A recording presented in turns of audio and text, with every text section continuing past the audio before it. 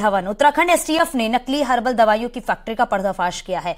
STF ने आरोपी सलमान और फैजान को गिरफ्तार भी किया है। इसके साथ ही एसटीएफ ने कई तरह के कैप्सूल, ड्रॉप और मशीनें मौके से बरामद की है। उधम सिंह नगर के सितारगंज में नकली हर्बल दवा फैक्ट्री चल रही थी। आरोपी नकली दवाइयों को ऑनलाइन बेचते थे। सहयोगी सत्येंद्र बर्तवाल फोन लाइन पर जुड़ गए। सत्येंद्र, अभी क्या जानकारी मिल पा रही है? आरोपी सलमान और फैजान को तो गिरफ्तार कर लिया गया है। बिल्कुल सामने एसटीएफ ने ये बड़ी कार्रवाई की है। एसटीएफ ने नकली हर्बल दवाएं बेचने वाले 2 आरोपियों को सितारगंज से अरेस्ट किया है। अभी जिस पर एसटीएफ अभी लगातार इन आरोपियों से पूछताछ कर रही है। बताया जा रहा है कि जो ये आरोपी है ये ऑनलाइन दवाइयों को बेचा करते थे और जो हर्बल दवाइयां ये शक्तिवर्धक के नाम पर ये पूरा दवाइयों को बेचते थे। पूरे मामले में ड्रग्स जो विभाग है उसने सभी जो दवाइयां वहां मिली है उन दवाइयों को अपने कब्जे में ले लिया है और अब इन दवाइयों की जांच की जा रही है कि आखिर में ये दवाइयां किस तरीके से बनाते थे। एसटीएफ को कुछ मशीनें भी मिली है और लगातार इन आरोपियों से पूछताछ की जा रही है। जी, बहुत शुक्रिया इस पूरी जानकारी के लिए।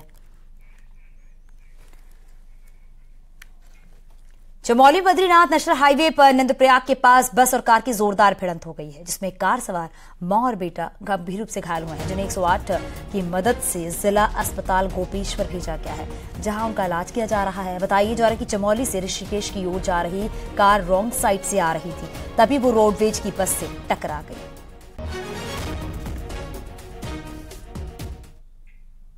पौड़ी में बीती देर रात स्कूटी सवार हादसे का शिकार हो गए, जिसमें एक शख्स की मौत हो गई है। नेशनल हाईवे 58 पर मुल्ला गांव के पास स्कूटी पर सवार 2 शख्स अनियंत्रित होकर 200 मीटर गहरी खाई में जा गिरे हैं। वहीं घटना की सूचना मिलते ही एसडीआरएफ की टीम ने रेस्क्यू करके दोनों घायलों को अस्पताल पहुंचाया, लेकिन अस्पताल में इलाज के दौरान एक घायल ने दम तोड़ दिया है, जबकि दूसरे घायल का इलाज जारी है।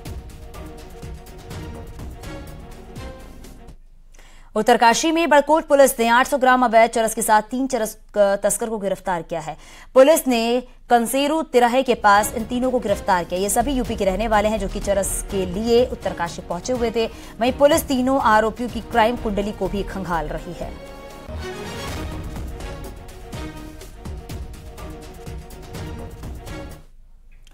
चेन्नई में CM Pushkar Singh Dhami global investor summit को लेकर रोड शो कर रहे हैं और देहरादून में दिसंबर में होने वाले इन्वेस्टर समिट के लिए निवेशकों को आमंत्रित भी कर रहे हैं। चेन्नई में अब तक 3,450 करोड़ के एमओयू साइन हुए हैं। हॉट स्प्रिंग रिजॉर्ट के लिए 100 करोड़ का करार हुआ है। रिफेक्स ग्रुप के साथ 500 करोड़ का करार हुआ है। शना ग्रुप उत्तराखंड में 300 बेड का कैंसर हॉस्पिटल खुलेगा, इसके लिए 1000 करोड़ का करार हुआ है। वहीं सीएम ने कहा कि राज्य में उद्योगों को बढ़ावा देने के लिए सरकार ने अनेक नई नीतियां बनाई हैं। उद्योग जगत से जुड़े लोगों के सुझाव को शामिल करते हुए नीतियों में परिवर्तन भी किया जा रहा है। सीएम ने कहा है कि उत्तराखंड में उद्योगों के लिए अनुकूल माहौल है। वहीं चेन्नई के बाद सीएम धामी 28 अक्टूबर को मुंबई और 1 नवंबर को गुजरात में भी रोड शो करेंगे।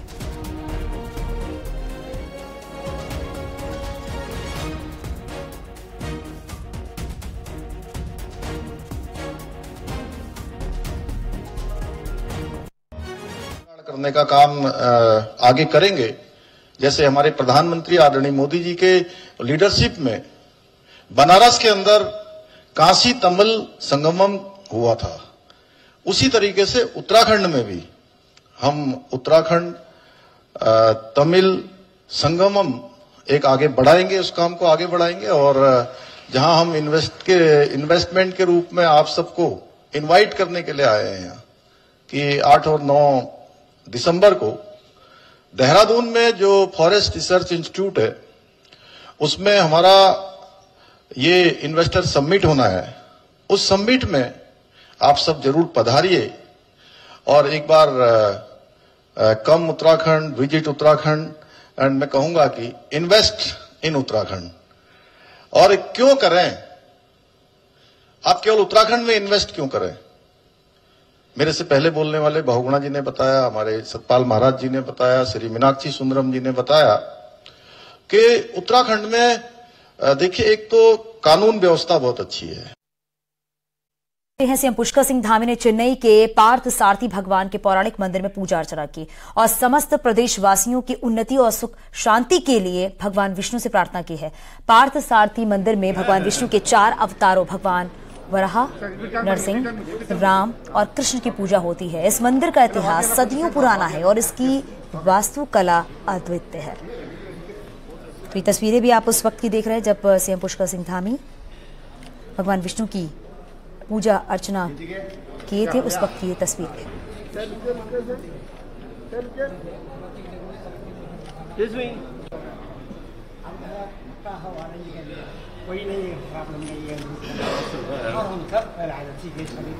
तो पार्थ सारथी मंदिर जब गए थे सीएम पुष्कर सिंह धामी, उस वक्त की तस्वीरें आप देख रहे हैं और विधि विधान के साथ पूजा अर्चना और सीएम पुष्कर सिंह धामी का सम्मान किया गया। हालांकि सीएम पुष्कर सिंह धामी ने प्रदेश की सुख शांति की कामना भी की।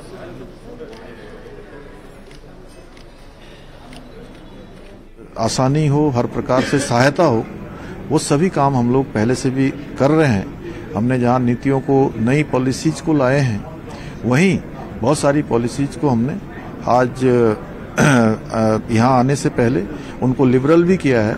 एक अच्छा संयोग है कि जहां भगवान भोलेनाथ की, पूरा उत्तराखंड भगवान भोलेनाथ का है, चाहे आज केदारखंड बाबा केदारनाथ जी हों या आदि कैलाश हो या हम यहाँ की बात करें तो या रामेश्वरम हो, दोनों एक दूसरे को जोड़ने का काम करते हैं। यह भी यहाँ ज्योतिर्लिंग है, वहाँ भी ज्योतिर्लिंग है। वह इस भूमि पर भी भगवान भोलेनाथ की कृपा है, उस भूमि पर भी भगवान भोलेनाथ की कृपा है। तो निश्चित रूप से यहाँ के लोग वहाँ आएंगे, वहाँ के लोग यहाँ जाएंगे। यह हमारा एक परस्पर आदान प्रदान भी होगा। अच्छा जो है एक एटमॉस्फेयर बनेगा लोगों के लिए, एक निवेश का भी। और हमारे प्रधानमंत्री आदरणीय मोदी जी के नेतृत्व में आज पूरी दुनिया के अंदर एक ऐसा एटमॉस्फेयर बना है कि पूरी दुनिया के लोग आज इन्वेस्टमेंट करने के लिए, अपना उद्योग लगाने के लिए, काम के लिए आज भारत आ रहे हैं। क्योंकि अब आने वाले जो साल हैं, आने वाला जो अमृत काल है, आने वाले 25 साल हैं, वो पूरी दुनिया भारत को भविष्य के रूप में देख रही है। सर, एक चीज है कि डायरेक्ट एयरलिंक के लिए पूछा गया है। हाँ, नहीं, अभी हमारे यहाँ पर 40 विभिन्न शहरों से 40 देहरादून के लिए फ्लाइटें चल। उत्तराखंड दौरे से लौटते वक्त अखिलेश यादव ने उत्तराखंड में हो रहे सड़क निर्माण काम पर सवाल उठाए और कहा पहाड़ को सुरक्षित रखना जरूरी है। सरकार कम से कम इस बात का ध्यान रखेगी कि पहाड़ कैसे सुरक्षित रहें। विकास अपनी जगह है, लेकिन अगर पहाड़ी गिरने लगे, सड़कें अगर बंद मिलें, तो किस नाम के लिए विकास है? विकास इसीलिए ना कि लोगों को सुविधा मिले, लेकिन जो विकास हुआ उसने असुविधा ज्यादा पैदा कर दी है।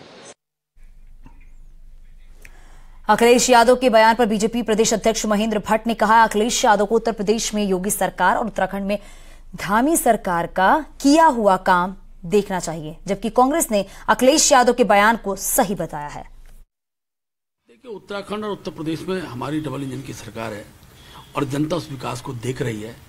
अपोजिशन का जो चश्मा होता है, उस चश्मे को अगर थोड़ा सा उतार कर देखेंगे तो उनको तो योगी जी और पुष्कर धामी जी विकास दिखाई देंगे।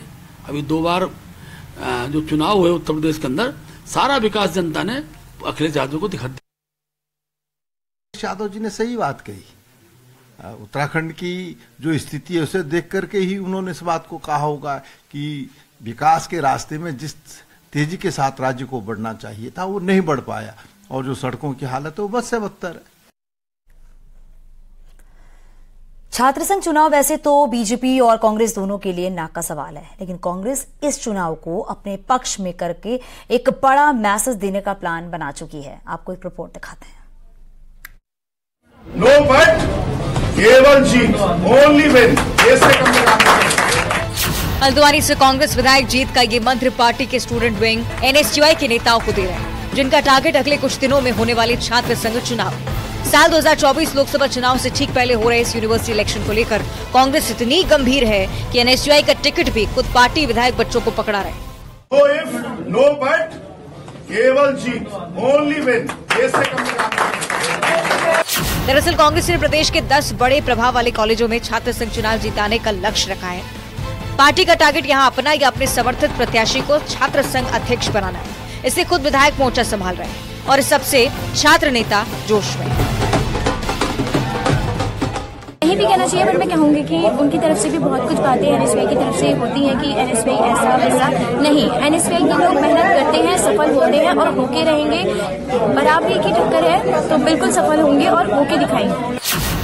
जाहिर है छात्र संघ चुनाव कांग्रेस और बीजेपी दोनों के लिए लोकसभा चुनाव से पहले युवाओं के बीच अपनी लोकप्रियता साबित करने का एक बड़ा मौका है और ये बात कांग्रेस लीडरशिप अच्छी तरह से समझ भी रही है। इसलिए पार्टी के सीनियर नेता भी बच्चों के चुनाव में बच्चे हो चले। हल्द्वानी से न्यूज़ 18 के लिए शैलेंद्र नेगी की रिपोर्ट।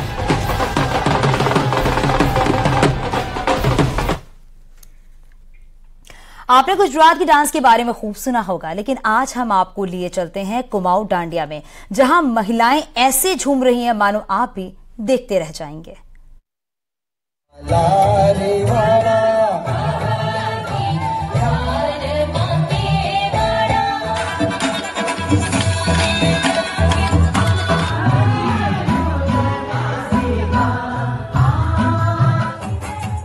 डांडिया के रंग गुजरात के नहीं बल्कि देवभूमि उत्तराखंड में कुमाऊं के शहर हल्द्वानी के हैं, जहां महिलाओं ने गुजराती डांडिया को कुमाऊनी रंगों में रंग दिया और जमकर झूमी। और ये सब किया राधा कृष्ण महिला विकास समिति की महिलाओं ने। कुमाऊनी डांडिया का आयोजन हमने इसलिए अपने कुमाऊं की संस्कृति को प्रमोट करने के लिए किया, क्योंकि गुजरात में गरबा होता है। हमने सोचा कि अपने कुमाऊं में कुमाऊनी डांडिया नाइट किया जाए और घोड़े का विशेष आयोजन किया जाए। हमने कुमाऊनी डांस करा, भांगड़ा करा, गुजराती डांस करा, बहुत मजेदार। कुमाऊनी डांडिया नाइट में जहां कुछ महिलाएं पहाड़ की परंपरागत ड्रेस में दिखी, तो कुछ को गुजराती चनिया चोली पसंद आई। वहीं कुछ महिलाएं राजस्थानी और मराठी रंगों में भी रंगी हुई दिखाई दी। कुल मिलाकर महिलाओं ने लोकगीतों से लेकर छोड़े और बॉलीवुड तक के गीतों पर जमकर ठुमके लगाए। मैंने बहुत एंजॉय किया। मैं यहाँ कुमाऊनी से मेरे फ्रेंड्स के थ्रू आई हूँ यहाँ पर, और मैंने बहुत एंजॉय किया यहाँ पर। मुझे बहुत अच्छा लगा यहाँ का ऑर्गेनाइज और यहाँ का डांस, डांडिया डांस बहुत अच्छा लगा, वेरी नाइस। और बहुत एंजॉय किया। जो ये काम पर इस प्रोग्राम को करने का मकसद था वो सिर्फ ये था कि जो महिलाएं हैं, कुमाऊनी महिलाएं, वो बाहर आएं और कुछ एंजॉय करें, कुछ मस्ती करें, अपने लिए कुछ समय निकालें। बहरहाल कुमाऊं के मैदान में महिलाओं के डांडिया वाले रंग देखकर ये यकीन करना मुश्किल था कि ये गुजरात की धरती नहीं, पहाड़ की धरती है, क्योंकि महिलाएं कुमाऊनी डांडिया में पूरी तरह से मदमस्त दिखी। न्यूज़ 18 के लिए हल्द्वानी से शैलेंद्र नेगी की रिपोर्ट।